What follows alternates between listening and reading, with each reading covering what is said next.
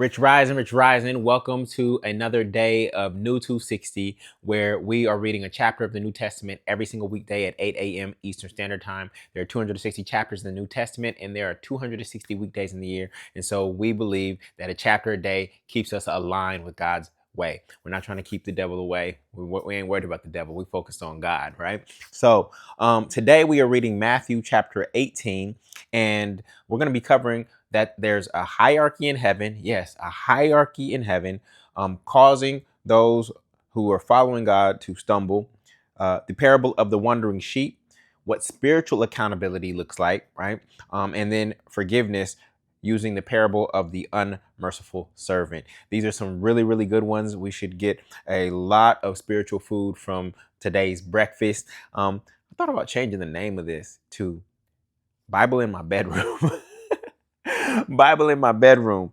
Y'all haven't said anything about me just waking up and bringing you to my bedroom. I know when we started off, I was doing it in the living room, doing it in the studio, but now you're in my bedroom. How does that feel? I would love to get your thoughts and feedback now that we've been together for about 3 weeks now. So let me know in the comments below. All right.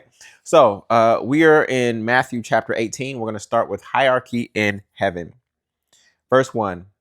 At the same time came the disciples unto Jesus, saying, who is the greatest in the kingdom of heaven? Right? Remember, Yeshua had said that a man born of woman, John was the highest, but even the least in the kingdom of heaven was higher and greater than John.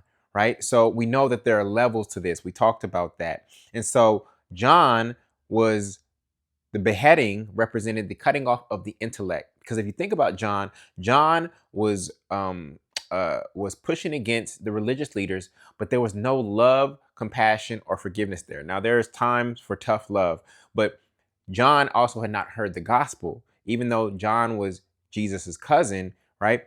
John had not heard the gospel. He hadn't been with Jesus and the disciples and hearing these new revelations or these new ways of looking at the Old Testament and the old law. John was just law, law, law, law, law. I'm in alignment with the law. You're not, right? So John had a lot of judgment in him. And so that's what the intellect does. And so there's a reason why John died by beheading, because it symbolized the cutting off of the intellect. So now the disciples are coming back to this question around who is the greatest in the kingdom of heaven, right? And so there's actually hierarchy in heaven. And I said this before, when I imagine heaven, I imagine this flat organization, basically, where everybody was deemed equal. But Yeshua communicates that there are levels. And so we're going to get into that right now.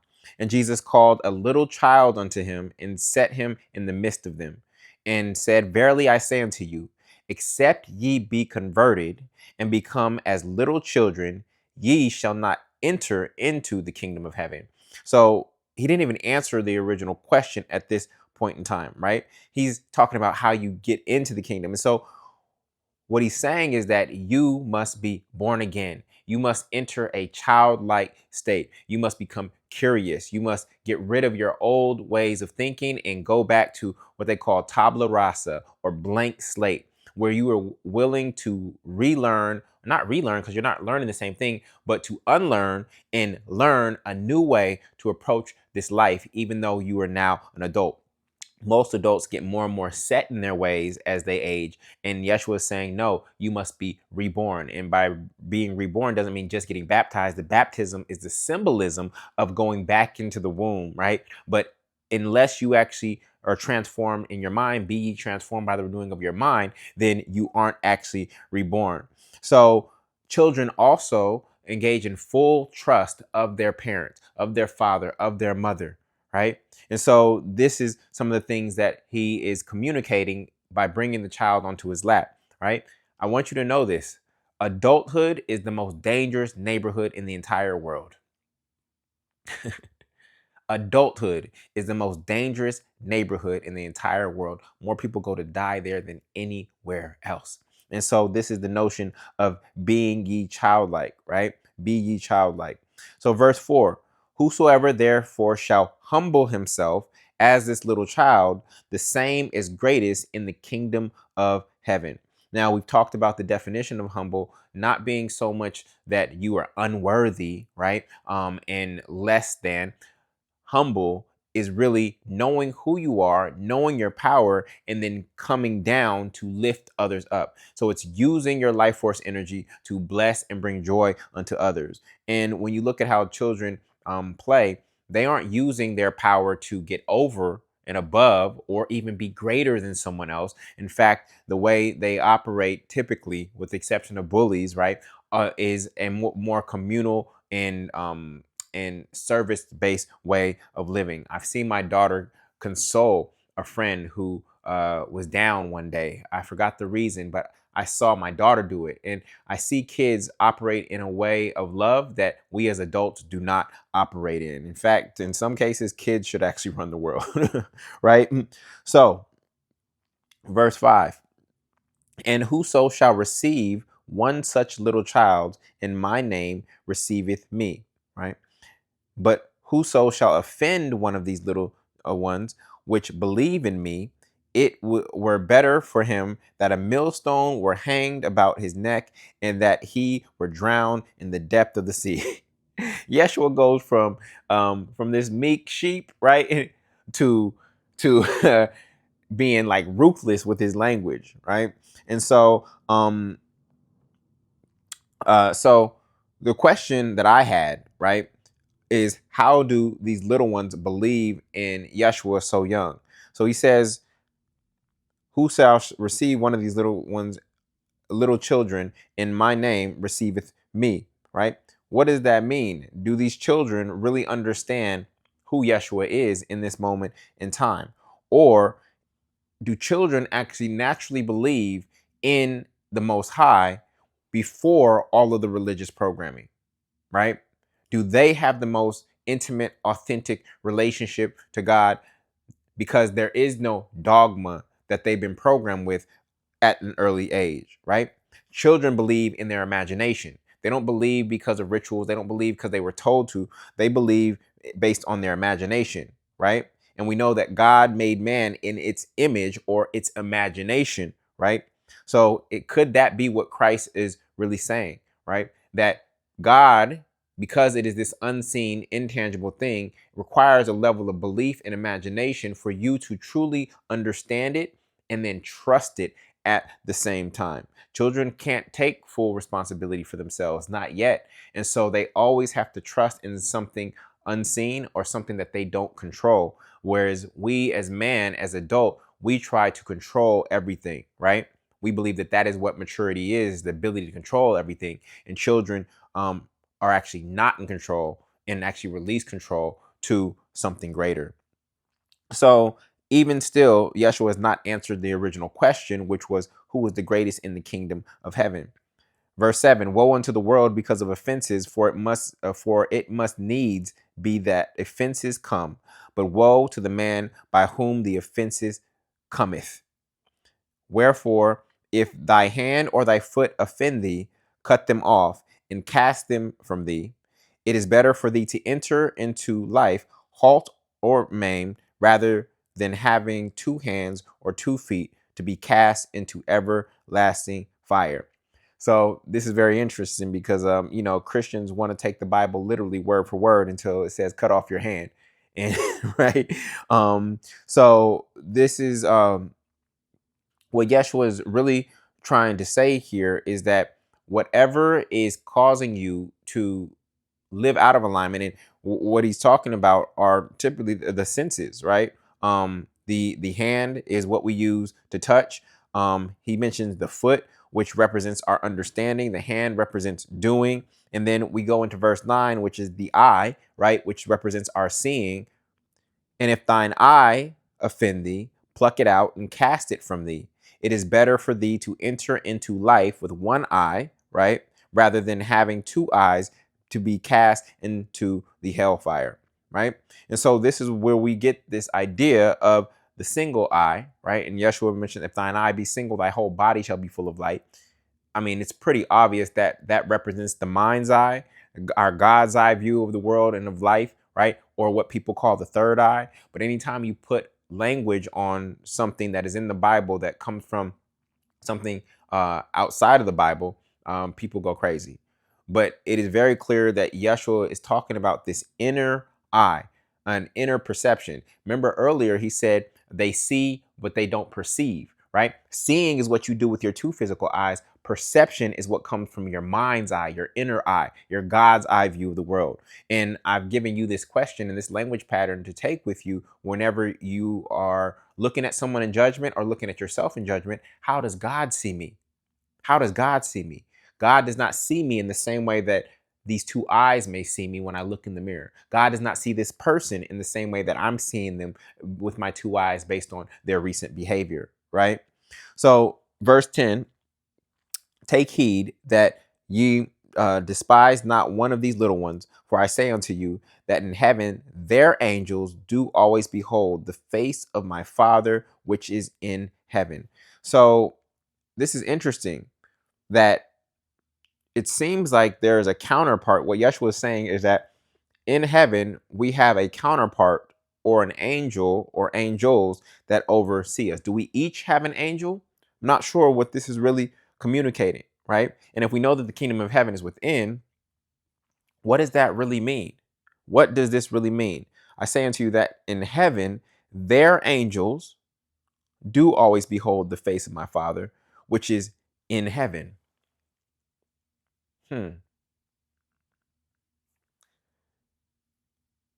In heaven, their angels. So heaven is within. Luke 17:21. The kingdom of heaven is within you, right? Heaven is within. There's angels. Their angels do always behold the face of my Father. So the angels see the Father as the Father truly is. And there seems to be a correspondence between these angels and a responsibility or relationship between the angels and the children. So I haven't cracked that code. And that's something to pray on and to ask for divine insight or revelation on. Or if one of you have actually cracked that code and understand what this really means, please, please, please educate us, enlighten us, and put it in chat. All right. Verse 11, for the Son of Man is come to save that which was lost. Now we're getting into the parable of the wandering sheep, okay? That which is lost. What does this imply, family? If the Son of Man has come to save that which is lost, does this imply, and he doesn't say that all is lost, then it implies that some are not lost. But religion has told you that everybody is lost, everybody is a sinner. Yeshua said, I didn't come to serve those who are well, I came to serve those who are sick. So there's a distinction between the righteous, or those who are well, and those who are sick, the righteous and the unrighteous. If we go to Proverbs, there's constant talk about the righteous and the unrighteous. So based on the Bible itself, this idea that everybody is sinners. Now, everybody has sinned. We've all missed the mark. We've all missed the mark, right? But Yeshua communicates consistently that there is wheat and there's chaff and weeds. There are righteous and there are unrighteous. There are lost and there are those who are found, right? And that the real work, as we're going to see here in this parable, is actually to go find and go after those who are lost. And so who's going to go after those who are lost? It's not just Yeshua. If we are family and if we are laborers, the harvest is plentiful, but the laborers are few, then guess what? That means that we have work to do in order to go tend to this garden that we call earth, or that we call this life. Verse 12, how think ye, if a man have 100 sheep and one of them be gone astray, doth he not leave the 99 and goeth into the mountains and seek that which is gone astray? Right? In verse 13, and if so be that he find it, verily I say unto you, he rejoiceth more for that sheep than of the 99 which went not astray. Right? So again, Yeshua is communicating that, in fact, based on the parable, that there are actually more that have not gone astray than there are that have gone astray. But if we look at the way the news operates, the news magnifies all the negativity in the world. But I actually don't believe that the world is negative. I believe that the news and other media platforms magnify the bad in the world.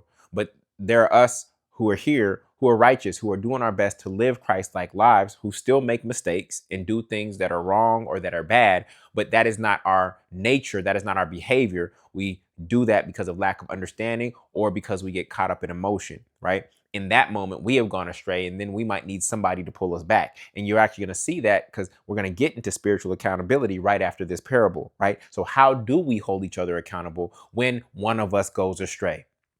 Okay, so you see the connection. Remember, these chapters and these verse numbers, they're actually added after to help us stay on the same page. But these are false, essentially false divisions in these scrolls. Okay, they're not really real divisions. So these parables and these stories, they actually weave into one another. So just because you see a chapter break or a line break doesn't mean that it's something different. This is all part of the same narrative. And so where it is sequenced, the parable that came before and the parable that came after, the situation that happened before and the situation that happened after, whatever's in the middle is probably in relationship to the before or the after. Is this making sense? Okay. There's a reason for the sequence. All right. So the other thing about this is, like, have you ever lost an article of clothing? Like, you got one of those dryers or those washers that just cause clothes or socks to disappear. You like, how am I missing socks? Right? Where are my socks going? All right. Now I know there was this beautiful shirt that I had, and I moved, and every shirt that I had was there except for this one that I really liked. It was so interesting. Every article of clothing in the move was there, and it should have been there because it was amongst those clothes, right? And I was just so frustrated looking through boxes and looking through luggage and things of that nature to find this shirt. And it was frustrating because I really, really love that shirt. And sometimes the way we operate, we only love something or recognize how valuable something is when it's lost. I had 99 other shirts to wear. I don't got that many clothes, y'all, but I had essentially 99 other shirts that I could have worn, right? But for some reason, I wanted the one that was lost. And what Yeshua is saying is that this is partly how the kingdom operates. And we're going to search and search and search until we find that shirt. And when you find that shirt, when you find that it was tucked away or it was wrapped in a jacket because you actually cared about it and you wanted to protect it or something like that, you find that shirt, you rejoice more over that shirt than of the 99 that you have in your closet. So you can see how this parable plays out in a modern day example of that parable, right? Is it just me? Is it just me? Y'all ever lost something that you like, where did it go? And then you found it and you just rejoiced, even though you had 20 other pairs of shoes. You lost this one pair of shoes, but them 20 others did not matter in the moment that you lost that one, right? So this is what a good shepherd does. Verse 14, even so, it is not the will of your Father which is in heaven that one of these little ones shall perish. All right.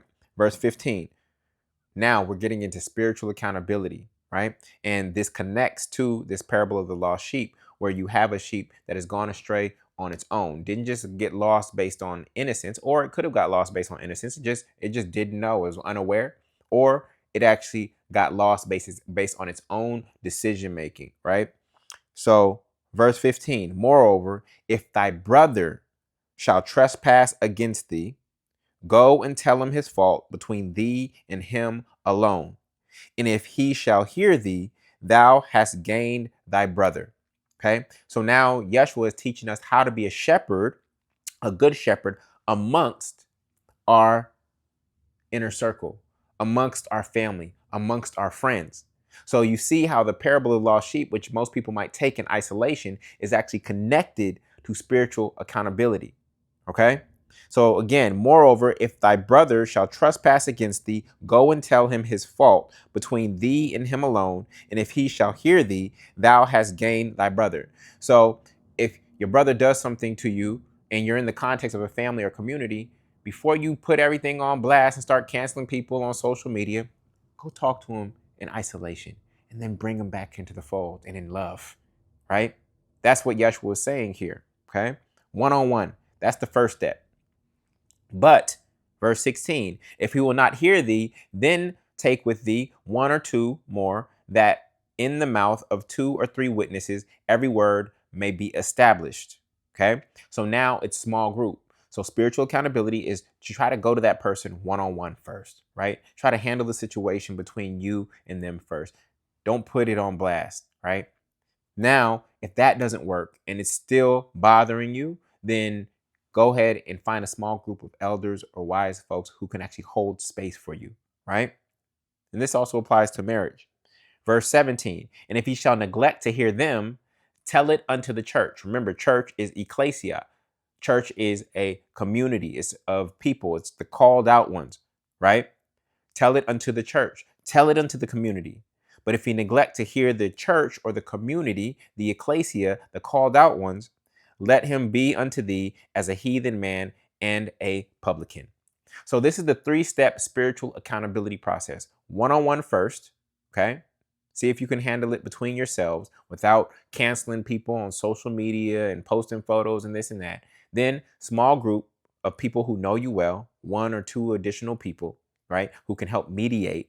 And then if they don't listen in, you got full permission to go ham and do your PR campaign. All right. And I've had to endure that process, being the one seeking to hold somebody accountable. Some of you know what I'm talking about, and I follow these exact steps. And it's unfortunate, very unfortunate. But I've realized through that process, the reason we don't hold each other accountable. The reason we don't hold each other accountable is because all of us know that we have dirt in our closet. We all know that we have sinned. And so I'm not going to call you out on your stuff, because if I call you out on your stuff, you're going to call me out on my stuff. And so instead, we kind of walk on eggshells around each other, and we don't call each other out. And when we don't hold each other accountable, we don't call each other to our highest level of being. We don't share with people their blind spots, things that they might not be aware of. We don't share with people their hard edges that need to be sharpened. Remember, iron sharpens iron. But instead of sharpening each other, we're just staying away from each other, and we're all playing it cool. And therefore, none of us are being refined by the presence of community. That is one of the purposes of community. If we were all supposed to just live alone and by ourselves and be unto ourselves, then that's how God would have designed it. But God designed us to be communal beings. And when we're in community is where we get to practice these things. You can think you're all high and mighty and I'm forgiving, I'm loving, I'm peaceful. Now, okay, you did that on a mountain. Now go do it in community. Go do it in community where people don't agree with you, where everybody is not like you, where people have opposing thoughts to you, but you still share community and you still share core values. Go be forgiving, loving, and peaceful in that environment. Can you hold and maintain your peace in that state? Right? And so this is something that we really have to work on. But spiritual accountability is a loving accountability. It's more so feedback than criticism. Feedback is designed to improve the person that you're holding accountable. Criticism is designed to put them down. So feedback lifts up, criticism pushes down, right? And so spiritual accountability is more like feedback to help lift up. And it's feedback. Be ready to receive feedback when you give feedback.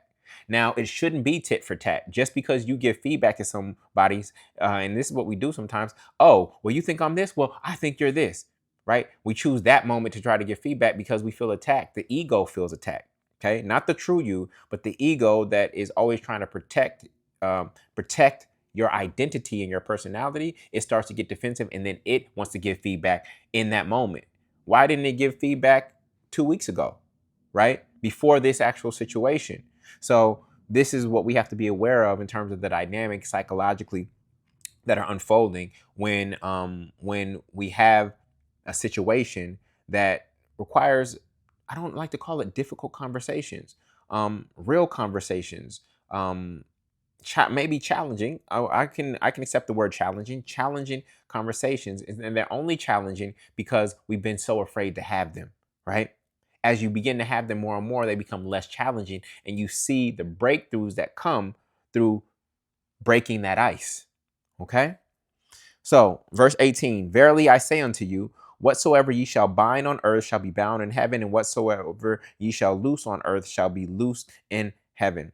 So, this speaks to the Lord's Prayer. He said this exact same thing in Matthew 16:19. But if you go back to the Lord's Prayer, how does the Lord's Prayer go? Forgive us our sins as we forgive those who sin against us. So I want to remind you that yes, the Lord's Prayer says that you have the power to forgive sins.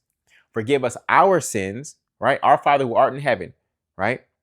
We've actually sinned against the Father. We've done things that are out of alignment with the Father, right? And the Father is saying, forgive us our sins as as we forgive those who sin against us. So when we forgive someone, when we release, right, whatever ye shall bind on earth shall be bound in heaven, and whatsoever ye shall loose on earth shall be loose on heaven. This is going to unlock things for a lot of people. Okay. When you are binding, right, when you are holding a grudge against somebody in on earth, guess what? It stays bound against you in heaven.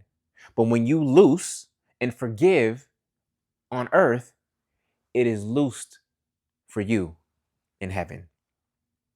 That is the correlation. That is what this means. So we are, Yeshua says this in many different ways. It is we are forgiven as we forgive. We will be judged by the meat that we judge with. By the meat, by the rule, by the measure that we judge with is how we will be judged. And so if you want God to forgive you, literally the process, if you want God to forgive you, then guess what? You have to forgive. And we're going to get to that in the parable of the unmerciful servant in just a second. So you see, this is really all about forgiveness. Are you seeing that? This is really all about forgiveness. Some of us are holding grudges right now against our parents, against our exes, against our bosses, against a friend who did us dirty, against business partners, former business partners. We're holding grudges. And guess what? The same thing that you do here on earth is the same way that you will be judged by the Father. So my encouragement to you is, what is it? Elsa from Frozen. Let it go. Let it go. Because when you let it go here on earth, it gets let go in heaven. I hope that blesses somebody. Okay. Verse 19. Again, I say unto you that if two of you shall agree on earth as touching anything that they shall ask, it shall be done for them of my Father which is in heaven. For where two or three are gathered together in my name, there I am in the midst of them. Okay. Verse 21. Then came Peter to him and said, Lord, how oft shall brothers sin against me and I forgive him? Till 7 times, right? So the previous scriptures are about the power of us touching and agreeing, right?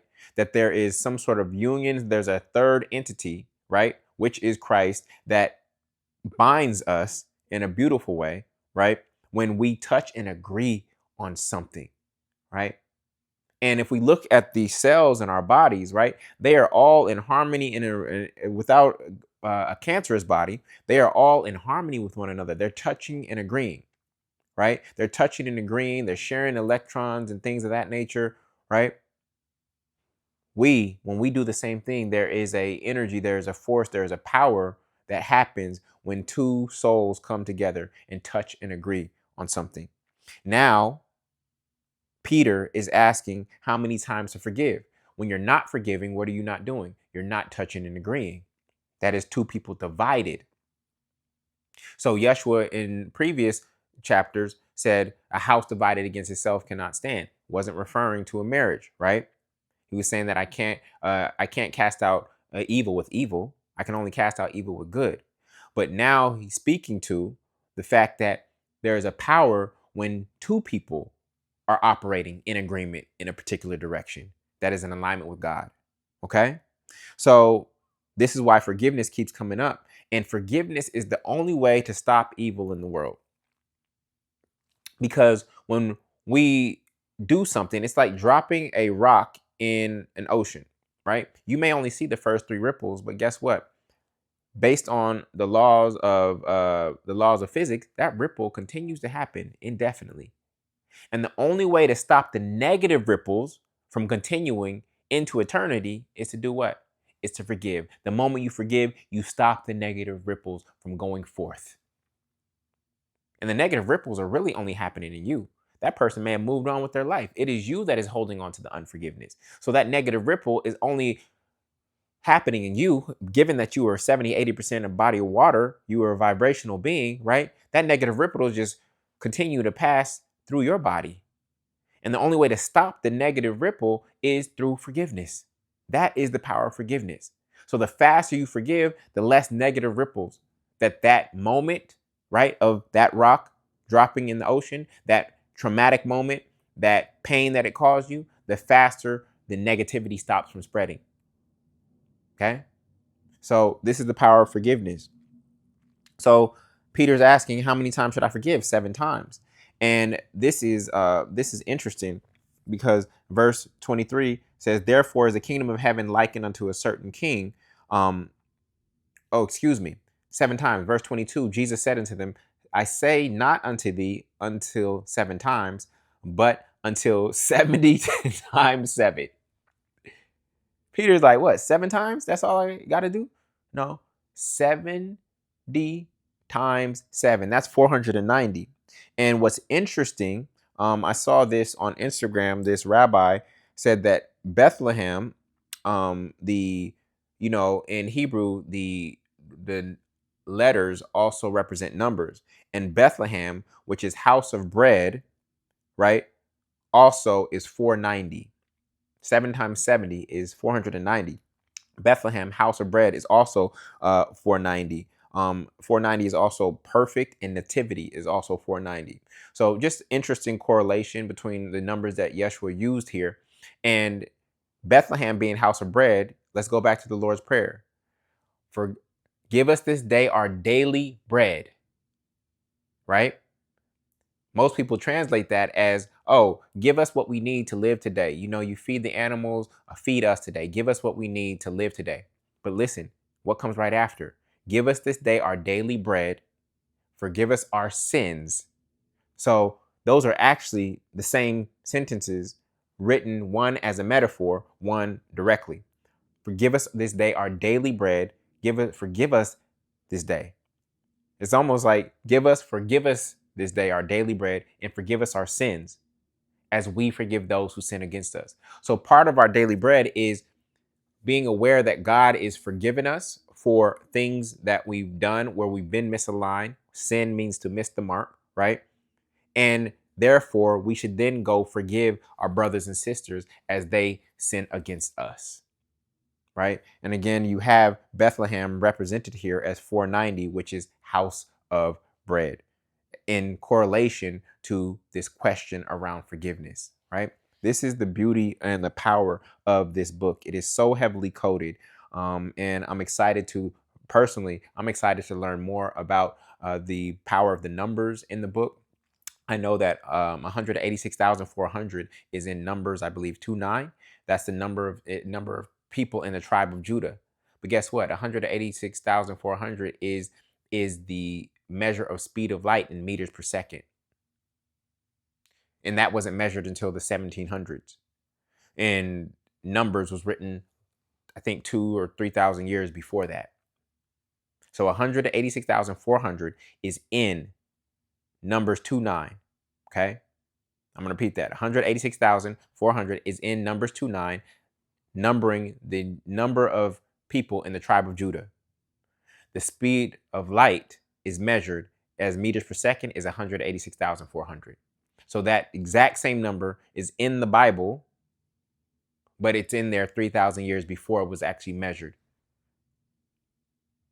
This is why I know this book is sacred and it's powerful. And all of these numbers matter, especially when we get to Revelations at the end of NEW260, as we get on our tail end. There's a lot of numbers in there. And I'm going to have to do some more research in advance of us getting there to really be able to break that down so we can unlock as many codes as possible in Revelations. Okay? So moving forward, and now we're getting into the parable of the unmerciful servant. Again, all of this that we've been reading has really been around forgiveness, right? So in various different types of parables. So Yeshua likes to come at these things from different ways so it connects with different people. This is why he only speaks in parables. So in one parable is about a child, another parable is about an unmerciful servant, another one is about bread, right? Another one was about a wandering sheep. So Yeshua is trying to get the same message to you in all these different ways. Okay, that is a very, very powerful a communicator and a teacher, an educator who is aware that one parable might not land with everybody, but I'm going to say the same thing in many different ways. So let's get into the final parable of this chapter, which is the parable of the unmerciful servant. Therefore is the kingdom of heaven likened unto a certain king, which would take account of his servants. And when he had begun to reckon, one was brought unto him, which owed him 10,000 talents. But for as much as he had not to pay, his Lord commanded him to be sold, and his wife and his children, and all that he had, and payment to be made. Okay. Verse 26. The servant therefore fell down and worshipped him, saying, Lord, have patience with me, and I will pay thee all. Verse 27.